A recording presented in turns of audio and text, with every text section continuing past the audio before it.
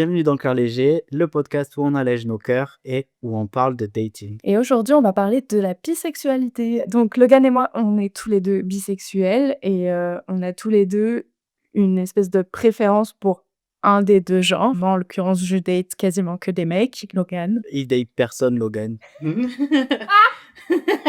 Ouais, mais c'est majoritairement des mecs quand même. En fait, je peux pas appeler ça du dating, clairement, parce que je n'ai pas de date avec des hommes, c'est des plans. OK. Et du coup, c'est toujours un coup d'un soir. Et il y a rien derrière. Mais j'expliquerai comment ça se passe sur Grindr et tu comprendras. OK, ouais. Du coup, ouais, on va pouvoir comparer un peu nos expériences de, fréquenter des hommes, en tout cas. Peut-être pas date, mais de tous les 2, Ouais, subir le supplice que c'est que de fréquenter des hommes, d'un point de vue, intime, sexuel, romantique et cetera. c'est ça. Peut-être mettre le contexte, dire que moi, je suis un homme trans, bisexuel. En fait, j'ai pas su choisir une difficulté dans la vie, donc je suis trans, je suis bi, je suis autiste, je suis borderline et je suis métisse. La liste est trop longue. Je suis trop morte. Tu vu une liste devant toi et t'as tout coché. Tu pas réfléchi. Ouais. Tu comme la meuf, Je pendant le covid là où elle allait faire ses courses, on lui demande, «Vous avez pris quoi?» et elle dit: «Je sais pas, j'ai pris n'importe quoi». Oui, je me rappelle. Trop drôle. Ouais, donc ça fait beaucoup quand même. Ça fait beaucoup là, non? Exact, c'est ça que je pensais, je suis morte. Trop drôle. En fait, moi, depuis quelque temps, j'ose même plus dire que je suis bi parce que ça fait tellement longtemps que j'ai pas relationné avec des meufs que j'ai l'impression de me mentir à moi-même presque. Pour faire plus simple, je dis que je suis hétéro et genre toutes mes potes se foutent de ma gueule en disant: «Ah ah, Charlotte, elle est hétéro». Heu, mais en réalité, je sais qu'au fond de moi, j'ai quand même une part de moi qui est attirée par les femmes et cetera, mais c'est tellement rare que ça arrive que, voilà, en pratique, ça n'arrive plus. En pratique, je suis hétéro, en fait. Je comprends ce que tu veux dire, ta légitimité, tu vois, à dire, que tu es bisexuel alors que tu dates que des hommes. Mais en fait, de date des hommes, ça te fait pas moins bisexuel, genre, je sais pas comment expliquer. C'est comme si, par exemple, moi, si là, en ce moment, je date personne, n'importe qui de n'importe quel genre, c'est pas pour autant que je suis aromantique, tu vois? Ouais, c'est sûr. C'est sûr que dit et vu comme ça. Est-ce que tu veux nous parler de ton coming out? Est-ce que tu en as fait un? Qui est au courant? Est-ce que ta famille est au courant? Comment tu le vis? Alors, déjà, comment j'ai découvert que j'étais bi? En fait, jusqu'à mes 20 ans, j'étais persuadée d'être hétéro et puis un jour, j'ai eu un crush sur une meuf et j'ai mis du temps à réaliser que c'était un crush. Genre, pendant un moment, j'avais pas une obsession, mais genre, je me focalisais vachement sur elle et cetera et un matin, je me suis réveillée et ça a été une épiphanie. J'étais en mode genre: «Ah mais en fait, j'ai un crush sur elle». Et du coup, j'étais en mode genre: «Ah bon, du coup, ça veut dire que je suis bi» et après ça, j'ai un peu date des meufs et cetera, mais ça n'a jamais rien donné de très concret ou sérieux et du coup, coming out, alors, au niveau de mes potes et cetera, c'était un coming out, mais c'était pas un big deal, tu vois? Ça n'a jamais été un big deal parce que de toute façon, autour de moi, beaucoup de gens, sont bi ou queer d'une façon ou d'une autre et cetera j'étais contente de pas être hétéro, quelque part. J'étais en mode genre: «Oh my god, vous savez pas quoi? Je suis bi!» et après au niveau de ma famille, de toute façon, moi je parle pas beaucoup de ça avec, ma famille. L'anecdote un peu drôle, c'était au repas de Noël, genre, un truc comme ça. On faisait une remarque sur le fait que, on était un chiffre impair et qu'il y avait plus d'hommes que de femmes et du coup, je sais pas si vous faites ça dans ta famille, mais Heu, moi, la tradition, c'est que doit jamais y avoir 2 hommes ou 2 femmes assis à côté à table. Ça doit toujours faire une alternance entre homme, femme et du coup, quelqu'un faisait une remarque là-dessus et disait: «Ah ce sera comme ça jusqu'à ce que quelqu'un, ramène, une pièce, rapportée». Enfin, il y avait un truc comme ça de: «Ah, faudra attendre que quelqu'un ramène, une pièce rapportée. Ah Guillaume, donc mon frère, faudra que tu ramènes, une fille». et il a dit un truc un peu à la rigolade en disant: «Ah bah, ça pourrait être Charlotte qui ramène une fille», et ils étaient tous en mode genre: «Ah ah, oui», et je dis: «Bah, en vrai, oui, ça pourrait être moi», et je pense que personne n'a relevé, tu vois? Personne n'a fait gaffe, tout le monde était en mode genre: «Ah ah ah, ce serait trop drôle, oui, imaginons, oh là là, la dinguerie, Charlotte, elle ramène une fille», tu vois? Mais bon, voilà, on est passé à autre chose, et voilà, et puis quelque temps plus tard, à un moment, je discutais avec mes parents et je sais pas pourquoi, on parlait d'hétérosexualité et tout, et ils me disaient: «Mais toi aussi, tu es hétéro?» et je dis: «Bah non, moi je suis bi». Ils sont en mode genre: «Ah bon?» Je dis: «Bah oui, vous vous souvenez pas, à Noël, j'ai dit que, effectivement, oui, je pourrais ramener une fille à un repas de famille», tu vois? Ils sont en mode genre: «Ah, d'accord», et puis voilà, ça n'a pas été vraiment un sujet plus que ça au final, c'était vraiment, une anecdote. OK. Après, tu as eu l'avantage de le dire, disons tard, genre Ouais. à 20 ans? Quel âge tu leur as dit ça? Bah, probablement dans ces eaux-là, ouais, 20-21 ans, quelque chose comme ça.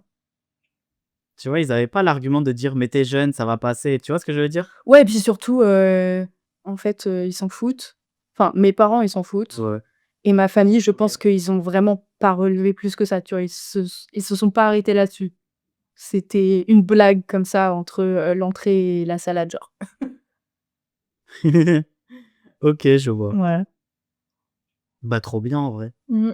Et toi alors, du coup? Alors, moi, ça a été un processus, très laborieux. Faut savoir qu'au collège, bon déjà du coup, j'étais perçu comme une fille. Le problème, c'est que j'étais une fille dit garçon manqué. Donc, j'avais pas des vêtements féminins, j'avais pas une attitude féminine, j'avais rien qui rentrait dans les injonctions de la féminité, quoi, et du coup, je subissais du harcèlement par rapport à mon apparence, mais depuis l'école primaire, enfin bref, et donc j'avais pas beaucoup d'amis. Enfin, j'avais pas du tout d'amis avant la quatrième, et c'est en quatrième où je me suis fait un groupe de copines, et de traîner avec elles et tout, ça m'a fait me questionner et tout parce qu'il y avait une fille en particulier qui me plaisait beaucoup dans le groupe, et j'ai souvent, fantasmé, pas dans une manière, pas de façon sexuelle, mais genre, fantasmer d'avoir une petite copine et tout, et c'était l'époque où je regardais beaucoup, la série Skins.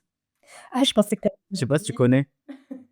Et non, bah, parce que ça vient après, je dis ça vient après. J'ai commencé par le hardcore et après le Ouais, petit mais truc un peu, moi aussi, je crois. Enfin, en tout cas, j'ai regardé Skins aussi, ouais. et du coup, je dedans, il y avait un couple, de filles, je crois que c'est la saison 3 ou quelque chose comme ça. C'était Emily et Naomi, et moi j'étais là: «Mais je veux trop cette romance-là, quoi, tu je veux trop ça». Bref, et cette fille-là, en fait, elle était grave homophobe et genre, je sais pas comment expliquer. En fait, elle enchaînait les relations avec les copains, elle avait un planning et tout, pour sortir avec des gars, tout ça. Non, mais je te jure, mais c'était je te jure, elle avait un planning, et du coup, 4e, 3 c'était ça, elle sortait avec plein de garçons. Il y avait 3 jours, elle sortait avec un tel, après elle cassait, et puis après elle sortait avec un autre parce qu'elle était beaucoup sollicitée, tout ça, Tu et beaucoup bref, sollicité! je te jure que c'est vrai, je te jure que c'est vrai. Elle était trop populaire et moi, j'étais trop content de faire partie de ce groupe, Ouais. avec des meufs populaires et tout, enfin voilà, quoi. Mmh. Mais j'étais un peu le vilain petit canard. OK. Et en fait, après, elle disait: «Ouais, de toute façon, je casse avant qu'il me demande d'embrasser avec la langue parce que j'ai pas envie de faire ça, je sais pas faire». Et j'étais là: «OK». Moi, je pense Et je moi, peux est-ce que je peux pre-shot? 10 ans plus tard, elle est lesbienne. non, elle est pas. Moi, je pense elle se ment à elle-même.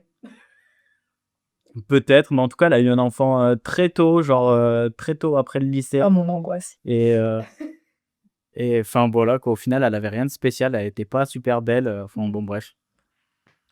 Enfin, elle était pas super belle de mon point de vue. Après, Mmh. ouais, mais j'ai ce problème avec les gens, genre, je les mets sur un piédestal et puis quand je les aime plus, genre, je les trouve un peu, nuls à chier, tu vois? C'est pareil. Ah, et puis je me rappelle un jour, je lui avais dit: «Beh, si tu veux, je t'apprends à embrasser avec la langue». Mais c'est purement par amitié, hein, vraiment, c'est C'est purement juste parce que, je veux t'aider, hein. C'est pas du tout parce que moi, j'ai envie de pédagogique. te foutre ma langue au fond de la gorge. C'est pédagogique. Vraiment totalement, pédagogique, oui, c'est ça. Et bref, du coup, je lui ai appris, et après elle m'a dit: «Ouais, non, je sais pas, je le ferai pas», je sais pas quoi. J'ai dit: «OK». Donc tu l'as quand même Et embrassé? bref, oui, on s'est embrassés et moi j'étais là: «Bon, OK, c'est le déclic, je suis trop in love d'elle». Et bon, bref, elle est partie en vacances avec moi et ma famille, Ah un ouais, été, carrément. et à un moment donné, je lui ai dit: «Ouais, j'aime les filles, tu vois? Et elle m'a dit après, elle m'a plus parlé pendant tout le séjour Oh, et ouais, par message après, quand j'étais rentré chez moi, elle m'avait dit quelque chose, «Non, mais c'est pas normal, donc va te faire soigner». Enfin, genre un truc comme ça, tu vois? Un truc trop homophobe, trop violent et tout et je suis tombé en dépression alors que j'avais, 14 ans mmh. OK. et genre grosse dépression de ouf. Je suis pas sorti de tout l'été de ma chambre dans le noir, heu, Ah ouais. juste à regarder Glee. Ah, Et j'ai commencé à regarder Glee et j'avais vu ça et puis j'étais là en mode: «Putain, mais l'acceptation, c'est fou et tout», et là, je me suis dit: «Putain, c'est bon, je suis lesbienne et tout», tu vois? ouais. Tout le monde est lesbienne, Marina et du coup, ça a été le déclic et puis je suis sorti de ma chambre et j'ai ouvert les volets en mode Cendrillon et je me suis dit: «Ah, la vie est belle et tout», mais genre n'importe quoi, tu vois? Ah, je suis morte de rire, c'est archi drôle comment tu le décris.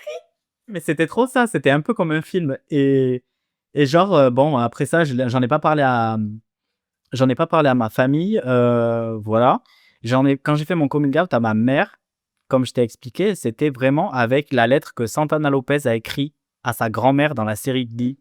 Ça me fait Donc mourir c'était quelque ça. chose, du style, «Ouais, je veux te le dire parce que je t'aime trop», adressé ça à ma mère. Je veux te le dire parce que je t'aime trop, je t'aime suffisamment pour pouvoir t'en parler et parce que, voilà. Enfin, je sais plus ce que j'ai dit, enfin, un gros mytho, et après j'ai dit: «J'aime les filles de la manière dont je suis supposé aimer les garçons». Mais je mets des gros guillemets, tu vois? Et après je disais: «Ouais, ça change rien et tout, qui je suis, nin blablabla, blablabla» et je crois que je lui ai dit, j'étais en première, alors que juste avant j'étais sorti ou en seconde, début seconde, je sais plus et après je suis sorti direct avec un mec, elle a dû rien comprendre la pauvre. Et du coup, voilà, ça a été ça et puis après je suis sorti qu'avec des mecs, jusqu'après mon lycée, jusqu'au moment où je suis tombé love d'une meuf, mais quand je te dis love, j'étais devenu fou d'elle, quoi. C'était vraiment une relation de ouf, mais ça, on en parlera une autre fois. OK. Enfin, voilà. Tu nous fais un teasing de fou là. Ouais, non, mais quand vous allez apprendre cette histoire, vous êtes pas prêts. J'ai trop hâte. Juste pour faire encore un petit teasing, est-ce que tu connais la chanson Good Luck Babe de Chappell Roan? Oui, bien sûr. Eh ben, écoute cette chanson et c'est ma relation avec cette meuf. Je suis morte. Ah, je suis morte, j'ai trop hâte. Je comprends maintenant pourquoi tu es un fan de Chappell Roan. Ouais, ben ouais, franchement, oh. Tu sais, je l'ai découverte avec cette chanson-là et quand je l'ai écoutée, ça a été la révélation. J'étais là: «Mais elle connaît mon histoire, c'est pas possible», tu vois? C'est du plagiat. Voilà, voilà. Quoi dire d'autre? Ah oui, parler de l'actualité, maintenant, quoi, de ce qui se passe actuellement dans nos vies en tant que bisexuels, genre. Ouais. Bah, moi, comme je disais, du coup, ça fait des années que j'ai pas fréquenté des meufs. En fait, c'est l'année dernière, j'ai quand même eu une phase, où je me suis dit: «Ça se trouve, je n'aime pas les hommes». Je me suis juste, convaincue et j'ai été convaincue par la société que j'aime les hommes parce que c'est la norme, voilà, c'est ce qu'on voit partout, l'hétérosexualité et tout. Mais en fait, quand je regarde, bah, je suis amie avec aucun homme. J'ai jamais été amie très longtemps avec des mecs. En tout cas, jamais comme j'ai été amie avec, des filles, quoi. Mes amitiés avec des filles, elles sont ultra profondes et fusionnelles et cetera et les amitiés avec des mecs, c'est souvent, le plus souvent, en surface et ça dure jamais très longtemps et cetera et je me suis dit: «Mais est-ce que, il y a pas quelque chose de révélateur là-dedans? Est-ce que ça veut pas dire quelque part qu'en fait, les mecs, je les aime juste par principe, alors qu'au fond, bah, peut-être que je suis lesbienne?» Et du coup, je me suis mise en tête de date que des meufs pendant une période pour tester, voir, juste ce qui se passait, tu vois? Parce que je m'étais rendu compte quelques années avant que lorsque j'avais un crush sur une meuf, je me projetais dans une relation avec, une meuf et j'avais beaucoup plus de facilité à imaginer, de date des meufs et aller, enfin pas draguer parce que je drague pas vraiment, mais voilà, aller vers des meufs, dans cette ou vo regarder les meufs dans cette optique-là, de manière générale et inversement, quand j'ai un crush sur un mec, je vais beaucoup plus, du coup, avoir de facilité à faire ça avec des mecs et voilà et donc je me suis dit: «Bah, peut-être qu'il faut que je me remette un peu dans ce truc de je date que des meufs pour pouvoir plus facilement me projeter avec des meufs et voir si, au fond, je suis pas, juste lesbienne», tu vois? Et en fait, Déjà, je me suis mise sur Hinge, j'ai mis que les meufs dans mes filtres de recherche. J'ai eu 3 matchs à tout casser. C'était mort de chez mort, il se passait rien. J'avais vraiment très peu de matchs et quand j'en avais, la personne répondait pas ou alors la conversation, durait vraiment pas longtemps et cetera. Il y a eu une fille avec qui je suis allée en date. On s'est vu 2 fois et dès la deuxième fois, je me suis rendu compte que ça irait pas plus loin, que voilà, je ressentais pas un feeling avec elle, qui me pousserait à aller plus loin que ça, donc je lui ai dit et puis voilà, on a arrêté ce date et accessoirement, à peu près au même moment, j'ai rencontré un mec et là, pour le coup, le feeling, il est vraiment passé et ça a été le début d'une situationship de plusieurs mois, donc voilà où j'en suis aujourd'hui. Ça a duré très, très peu longtemps, cette histoire de: «Est-ce que je serais pas lesbienne?» et je suis très vite retombée dans mes habitudes, classiques de date des mecs et voilà. OK, je vois. Mais, est-ce que ouais, peut-être que t'as pas poussé le concept du lesbianisme assez loin? Dans le sens où tu vois, tu vu qu'il y avait pas le feeling avec cette meuf-là, mais Ouais, en fait, c'était un du coup, mélange tu t'es de dit: «Ouais». plusieurs trucs, tu vois? C'était que d'une part, j'avais pas beaucoup «d'options» entre guillemets, qui m'étaient Mmh. proposées via Hinge, comme je te disais, j'avais très peu de matchs et tout, donc c'est pas comme si j'avais, l'option d'aller en date avec plusieurs meufs différentes, en fait, c'était la seule avec qui, j'avais réussi à un petit peu parler, donc voilà. En plus de ça, j'étais encore en train de subir les dégâts d'une relation que j'avais eue, précédemment. Quelques mois plus tôt, en fait, j'avais été en couple pendant 6 mois et c'était vraiment la pire relation de ma vie, mais on reviendra là-dessus dans un autre épisode. Hem et j'ai mis énormément de temps à m'en remettre. Hem et du coup, quand j'ai arrêté de voir cette meuf-là, en même temps, je me disais: «Bah, en fait, de toute façon, je crois que là, j'ai envie de rencontrer personne. J'ai pas envie d'être sur les applis et de faire l'effort de rencontrer quelqu'un dans cette optique-là. Je suis pas prête pour une relation et comme d je sais que je suis pas capable d'avoir une relation, casual, bah, je pense que là, il faut que je travaille d'abord sur ma relation avec moi-même, en fait. Donc c'est pour ça aussi que j'ai pas, poussé le truc plus loin et le gars que j'ai rencontré, à ce moment-là, en fait, ça s'est fait, de façon complètement random. C'était un pote de pote, on s'est rencontrés à une soirée, on a commencé à se parler, on s'est friendzone mutuellement, sans vraiment se le dire, tu vois? Mais chacun dans notre tête, on s'est dit: «Bon, bah, on veut pas la même chose, donc ça n'ira pas plus loin». Et en fait, au f en l'espace de quelques semaines, on s'est beaucoup rapprochés, on a commencé à passer du temps ensemble et puis il y a un feeling qui est apparu entre nous et à un moment, voilà, il s'est passé ce qui devait se passer. C'était vraiment pas prévu, tu vois? C'est pas je suis allée j'ai remis les mecs sur Hinge pour, trouver un plan cul ou quoi, tu vois? C'était le OK, reste. ouais, c'est arrivé spontanément. Voilà, Mmh. exactement. OK, je vois. Voilà, voilà et du coup, ouais, j'ai pas réessayé de dater meuf depuis.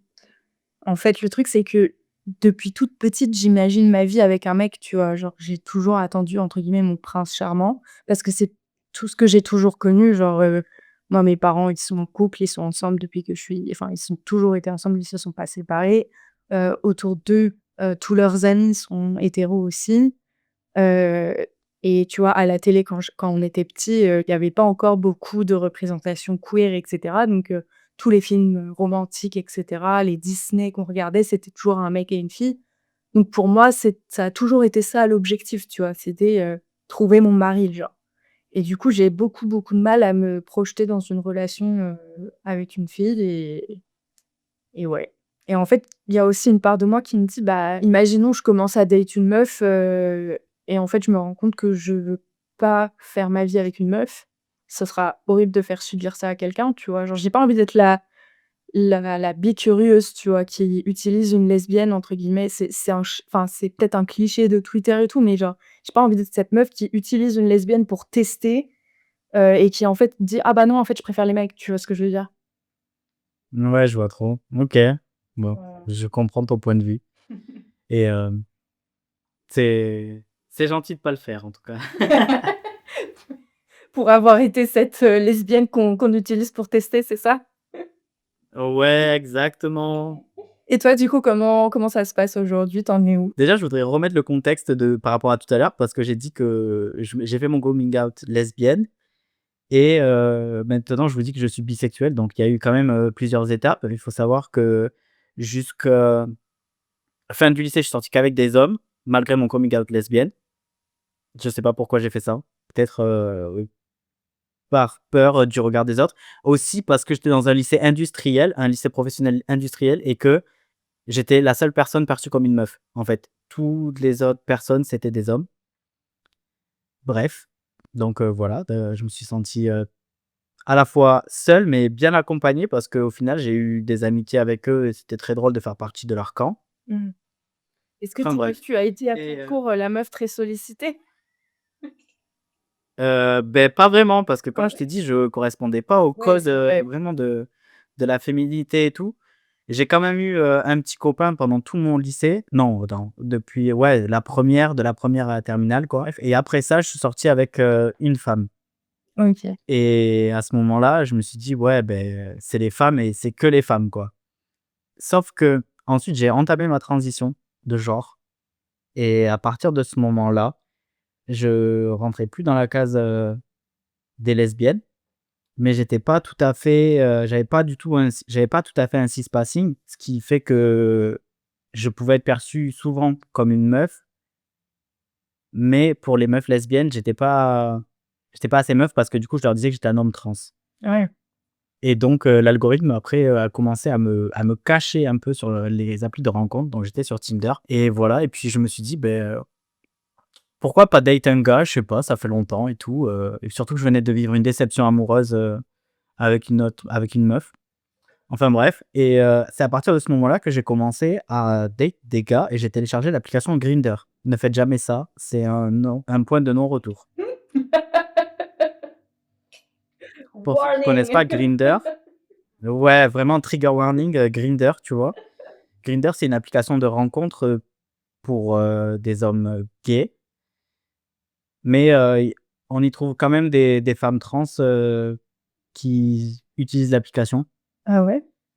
Donc ouais, mais c'est très rare après, j'en croise pas souvent. Je croise pas souvent des adelphes donc voilà, enfin bref. C'est une application de rencontre pour les hommes gays et c'est pas un système de match comme Tinder. Donc il y a pas, à swipe à droite, swipe à gauche, tout le monde peut t'envoyer un message. OK.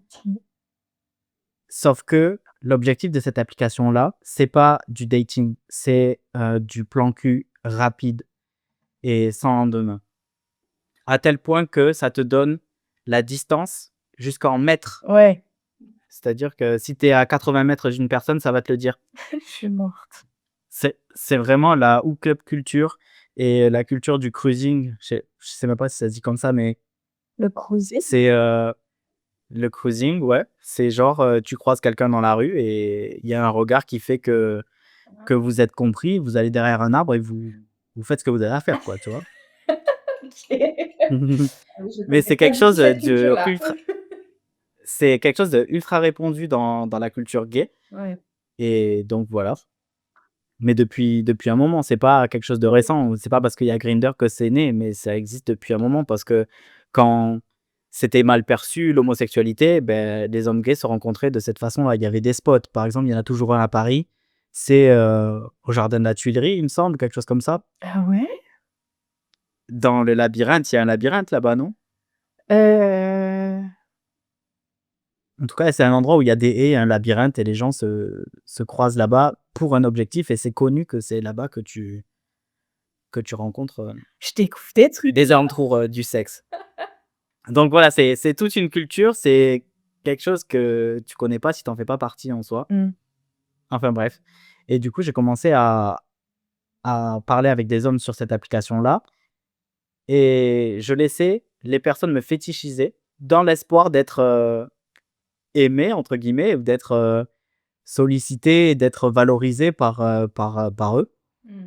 et du coup, jusqu'à présent, je suis sorti avec un seul homme depuis ma transition. Mmh.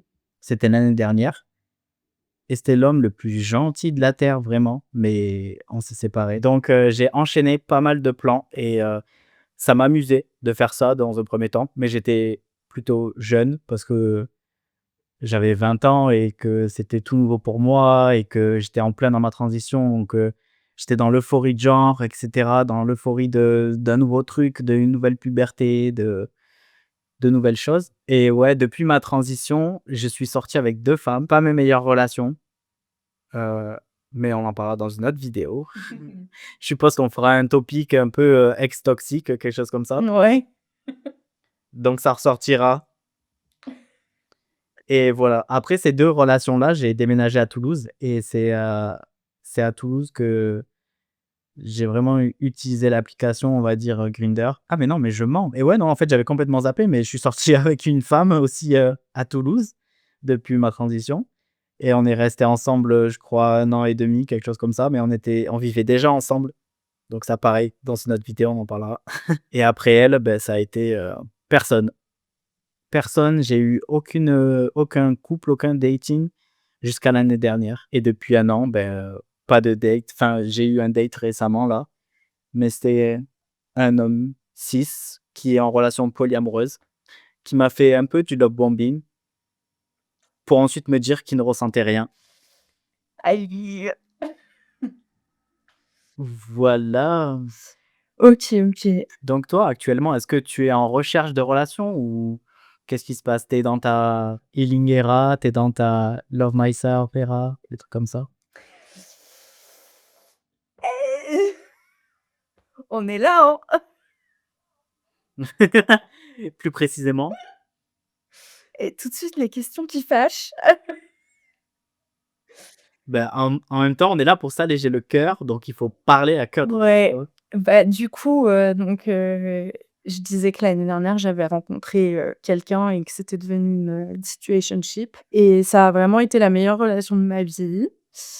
Mais malheureusement, bah, c'était une situationship, donc c'est-à-dire que moi, j'avais envie qu'on soit en couple et lui non et on a arrêté de se voir du coup, en février dernier et depuis, j'essaye de passer à autre chose et j'ai essayé de rencontrer un peu, d'autres gens, notamment en juin, je me suis remise sur les applications de rencontres, encore et ça a pas donné grand-chose. Franchement, j'ai fait 2 dates avec 2 mecs différents. Le premier, très vite, je me suis rendu compte que physiquement, il me faisait penser à mon frère. Donc autant vous dire que j'ai pas Terrible. donné suite.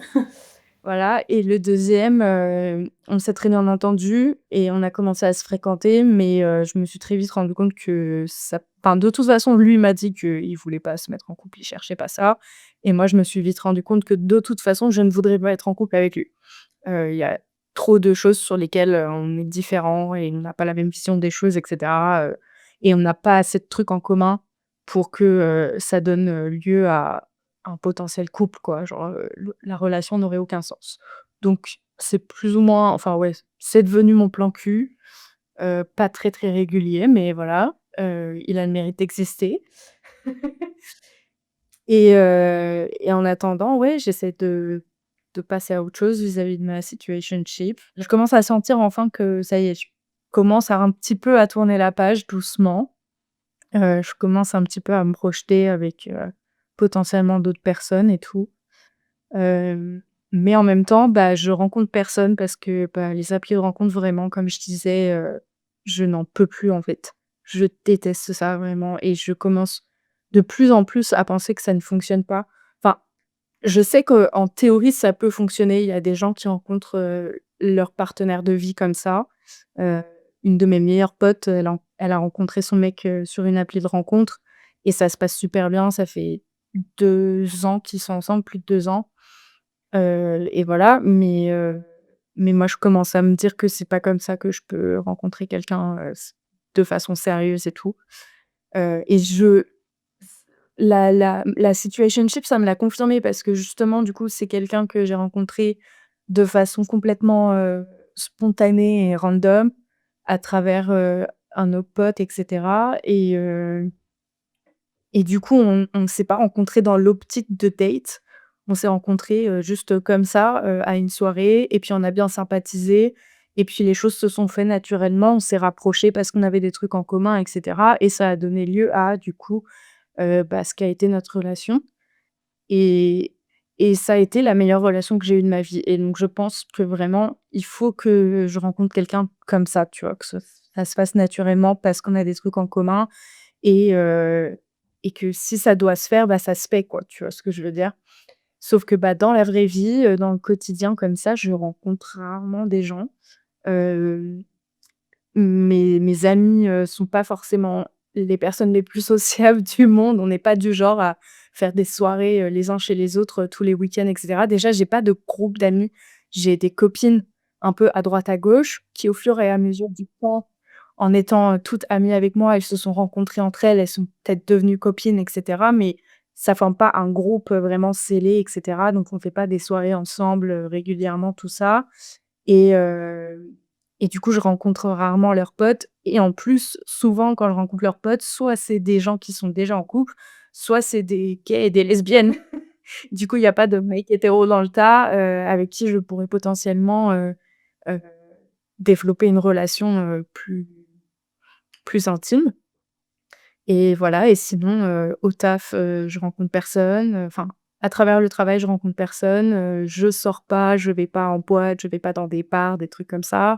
Voilà, je j'ai une vie sociale, assez calme et assez, enfin, pas régulière dans le sens, très souvent, mais dans le sens où c'est toujours les mêmes personnes, quoi. Heu, donc je sais pas trop comment je suis censée rencontrer l'amour de ma vie. Heu J'ai commencé un petit peu à m'intéresser à des alternatives aux applis de rencontre, genre, des trucs de speed dating ou des trucs comme ça, des soirées de célibataires, tout ça, mais en fait, c'est un peu intimidant. En plus de ça, ça coûte de l'argent. En plus de ça, souvent, c'est pour des tranches d'âge un peu plus élevées que la mienne. C'est genre, 30-40 ans et moi, j'aime pas, date des gens avec une grosse différence d'âge. Genre vraiment, je dis tout le temps que moi, ma tranche d'âge j'ai 27 ans, ma tranche d'âge de dating, c'est genre 26-28, tu vois? C'est 1 an, 2 ans de différence grand max, tu vois? Heu, j'ai vraiment du mal à me projeter avec quelqu'un qui a plus de 3 ans de plus que moi ou plus de 1 an ou 2 de moins que moi. Heu, donc voilà. Je me suis, inscrite comme, potentielle candidate pour un truc qui s'appelle Dispo Dating. Ça, j'adore. C'est trop drôle. Si vous connaissez pas, allez voir sur Insta. C'est un spectacle, c'est entre un peu, un date et un stand-up. Donc en fait, c'est 2 animateurs qui sont sur scène et qui font monter, l'un après l'autre 2 personnes. Heu, Mmh. c'est souvent, c'est des couples enfin, c'est pas des couples du coup, mais c'est des pairings, hétéros, un mec et une meuf, mais ça peut être en vrai, peu importe, ça peut être 2 mecs, ça peut être 2 meufs et donc ils font d'abord monter chaque personne séparément. On apprend à les connaître, pendant qu'ils sont sur scène avec les animateurs qui leur posent des questions et cetera, qui leur des petites blagues et machin et puis ensuite ils font monter les 2 personnes en même temps sur scène. Ils ont chacun un bandeau sur les yeux, donc ils ne se voient pas. Ils font un date à l'aveugle, animé par les 2 animateurs et à la fin du date, ils doivent tous les 2 dire s'ils sont dispo ou pas, s'ils sont OK pour, potentiellement aller à un vrai date ensemble, sans s'être vus Mmh. et une fois que les 2 personnes ont voté, c'est là qu'ils enlèvent les bandeaux et franchement, c'est grave drôle et du coup, j'avais trop envie de le faire, même pas tellement enfin je me dis: «Ça pourrait potentiellement marcher», tu vois? Je pourrais rencontrer un mec super cool, avec qui, il pourrait y avoir une histoire et tout, mais juste pour l'expérience, ce serait tellement des barres, j'ai trop envie de le faire. Donc je me suis inscrite à ça, mais pour l'instant, ils m'ont pas trouvé, de candidat, à ma hauteur parce que bon, voilà, je suis une fille exceptionnelle donc Je suis mort, mais tu me diras si ça marche, je regarderai. franchement, mais vraiment, va regarder leur, compte Insta et va regarder ils ont même une chaîne YouTube où ils diffusent, les spectacles en entier. Ils sont archi drôles, et vraiment, moi, je suis déjà allée voir 2 fois, leur spectacle parce que du coup, à chaque fois, c'est un truc Mmh. différent vu que c'est des personnes différentes qui font monter sur scène et c'est super Ouais. drôle et tout et puis moi, c'est vraiment le genre de concept où ça me dérange enfin, j'aime trop, tu vois? Faire des trucs comme ça, un peu bargés, qui ont aucun sens et tout, genre, voilà, un date à l'aveugle sur scène devant, 200 personnes à la Bellevilloise. Allez, sign me up.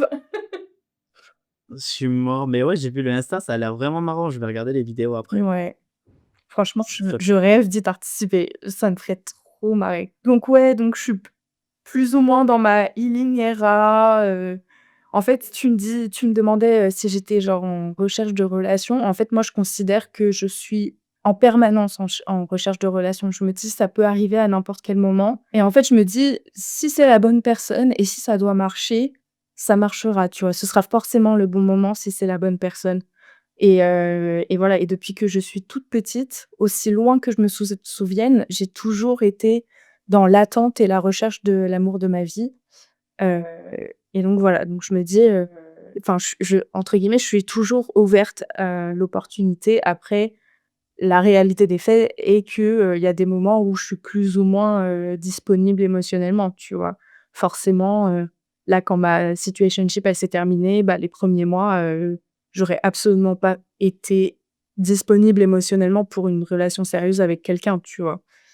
Mais en l'occurrence, bah, j'ai rencontré personne, donc c'était pas le bon moment, quoi, en gros. Dans tous les cas, quand tu mets fin à une relation, si tu veux en enchaîner une de suite après, c'est que c'est pas le bon moment dans tous les cas. Parce que ce sera ton Ouais, pansement et il y aura une autre personne qui sera blessée et c'est pas le meilleur à faire. ouais, de ouf.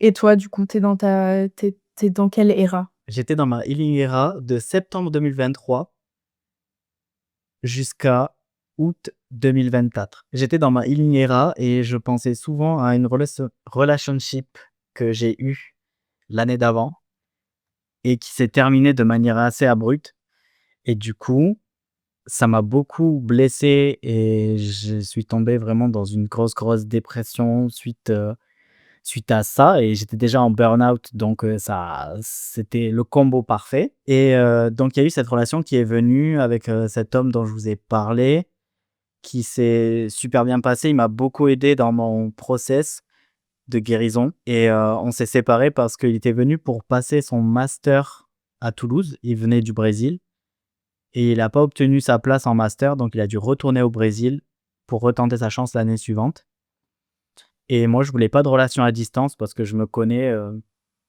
mon type d'attachement ne me permet pas et les relations polyamoureuses, les relations libres, les relations non monogames et les relations à distance. Pour moi, c'est pas possible. Ouais, je comprends.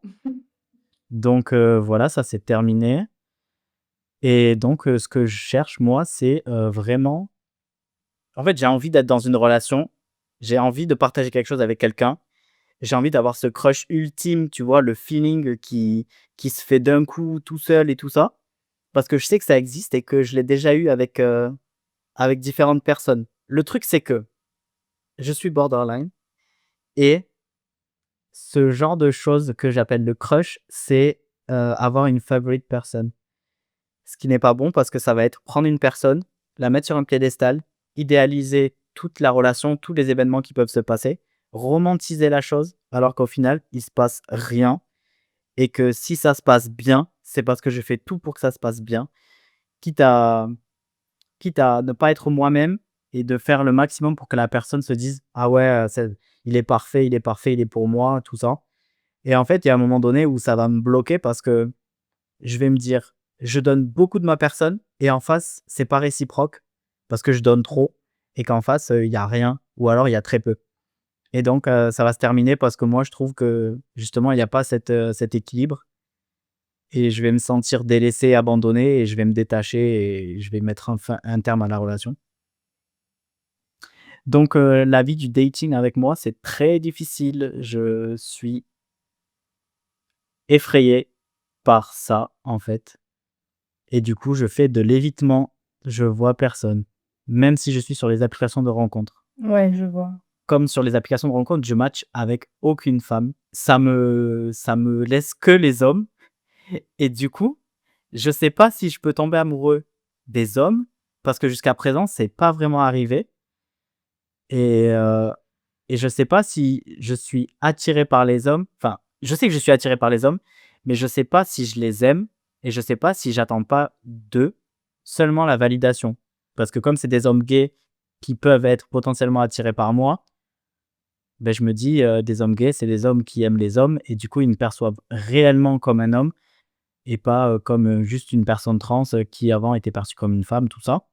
Du coup, ça me valide dans mon genre et c'est ça le problème. Mais après là, tu vois, je me dis: «Je vais avoir 29 ans, mes sœurs, elles ont des relations, elles ont des enfants». Même si c'est même si c'est des relations qui ne sont pas le père des enfants, tu vois? Elles sont en relation quand même et genre, elles ont avancé un peu dans leur vie, même si c'est pas le schéma que je prône, tu vois? C'est pas le schéma que j'envie, on va dire, parce que, la maison de pavillon, la famille, les enfants, bof, je suis même pas sûr de vouloir des enfants donc voilà. Elles sont plus âgées que toi, tes sœurs? J'ai une grande sœur qui a 30 ans et une petite sœur qui va avoir 26 là. OK. Et toutes les 2, elles ont des enfants et elles sont en couple et tout? Ouais. OK. Voilà, je suis un peu, encore une fois, le vilain petit canard de la famille. Genre, je suis le tonton, queer, trans, et bisexuel qui se pointe jamais aux événements de famille parce que parce que voilà, c'est pas quelque chose qui me Ouais, tu es pas très, famille? ben, en fait, c'est que j'ai pas, ma famille n'est pas grande. Ma famille, c'est ma mère et mes 2 sœurs, tu Ouais. vois? Et mes neveux et nièces. Mmh. Après, du côté de mon père, on se parle plus donc voilà, quoi. Il y a personne d'autre que cette petite famille-là. Ouais. Mais du coup, tu es proche d'eux ou pas? Ouais, ouais, ouais, je suis proche d'elle. Mmh. Ouais, mais après, là, tu te compares un peu à tes sœurs, dans leur avancée dans la vie, mais d'une part, comme tu disais, c'est pas forcément ce qu'elles ont elles, c'est pas forcément ce que toi tu as envie d'avoir et d'autre part, elles ont pas aussi vécu le même parcours que toi dans le sens où, bah, tu es trans, heu, tu as fait un burn-out autistique, tu as un diagnostic borderline et cetera. Tout ça, c'est des trucs qui, quelque part, nous ralentissent un petit peu dans le fait d'avancer dans la vie et de construire notre vie, comme, des personnes, qui sont cis hétéros, neurotypiques et cetera, le font, tu vois? Genre on fait face à des «obstacles» entre guillemets, auxquels tout le monde ne fait pas face, donc on ne peut pas se comparer, on peut pas comparer nos parcours, pareil, tu vois? Oui, c'est sûr. Mais après, tu vois, il y a un peu cette injonction-là de former une famille, du temps qui passe et de devoir se poser et tout ça. C'est un peu ce que tu disais avec, l'idée que tu te vois pas avec une femme, Ouais. sur le long terme et tout ça, tu vois ce que je veux dire? Mmh. Ouais, non, mais c'est sûr, Mais du coup, voilà c'est sûr. Moi, et c'est, là, je pense à supprimer les applis. Oh pardon, vas-y. ouais, je disais, moi, c'est un truc, tu vois, l'injonction à former une famille et tout ça. C'est un truc que je ressens pas parce que je sais depuis toute petite que je veux pas d'enfant. J'ai toujours été sûre de ça et cetera, heu et en plus autour de moi, bah, personne n'est marié, personne n'a d'enfant. Heu, la plupart de mes potes sont célibataires. Si elles sont en couple, c'est quand même relativement récent pour la plupart.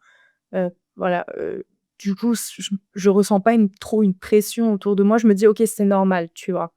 Genre, OK, je suis pas en couple, machin, tout ça, mais c'est pas alarmant parce que autour de moi, la plupart des gens de mon âge ne le sont pas non plus. Donc c'est pas un enfin, tu vois, ça vient pas de moi le problème. C'est pas moi intrinsèquement qui a un problème qui fait que, tu vois? Mais par contre, j'ai une urgence en moi, tu vois? Et que je ressens, mais depuis très, très longtemps, tu vois? L'urgence de quand même «trouver l'amour de ma vie» entre guillemets, parce que j'ai envie de construire ma vie avec, la personne avec qui je vais la passer. Je me vois pas trop, construire une vie toute seule et ensuite venir rajouter quelqu'un là-dedans, tu vois? J'ai envie que ce soit, tu vois, je sais pas, décider de où est-ce qu'on va vivre et cetera. Pour moi, c'est une décision qui se prend à 2 et du coup, bah, une des raisons qui fait que j'ai jamais quitté Paris, c'est parce que je me dis: «Bah, il faut d'abord que je trouve la personne avec qui je vais faire ma vie et on décide ensuite de où est-ce qu'on veut aller», tu vois? Parce que j'ai pas l'intention de rester à Paris toute ma vie, mais en attendant, bah, je suis quand même là, et quelque part, c'est parce que je suis célibataire, tu vois? Et puis aussi, j'ai juste pas envie de enfin, j'ai envie de passer la plus grosse partie de ma vie avec quelqu'un, tu vois? Avec cette personne qui va partager ma vie et heu et j'ai pas envie d'attendre mes 40, 50, 60 ans pour rencontrer cette personne, tu vois? J'ai envie qu'on puisse aussi vivre, notre jeunesse ensemble. J'ai pas envie que ce soit que quand notre vie est déjà établie qu'on se rencontre, j'ai envie d'avoir un maximum d'années avec et cetera et plus les années passent, plus je sens le temps qu'on aura ensemble, diminuer et ça me fait peur, tu vois? et moi, mes parents, ils se sont rencontrés quand ils étaient au lycée.